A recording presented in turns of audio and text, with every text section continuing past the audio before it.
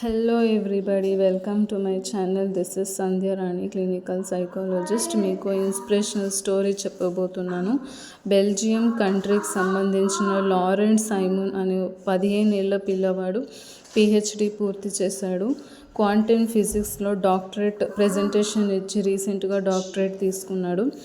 Simon 12 years ఉన్నప్పుడు ఫిజిక్స్లో degree పూర్తి చేశాడు. అండ్ 3 yearsలో పూర్తి చేయాల్సిన డిగ్రీని 18 monthsలోనే కంప్లీట్ చేసి చూపించాడు. అందరూ ఈ పిల్లవాడిని లిటిల్ ఐన్స్టీన్ అని పిలిచేవారంట. అండ్ ఇతరుల కంట్రీ అంటే అమెరికా, యూకే వాళ్ళ యూనివర్సిటీలోనే చదవాలని ఆఫర్ చేశారంట.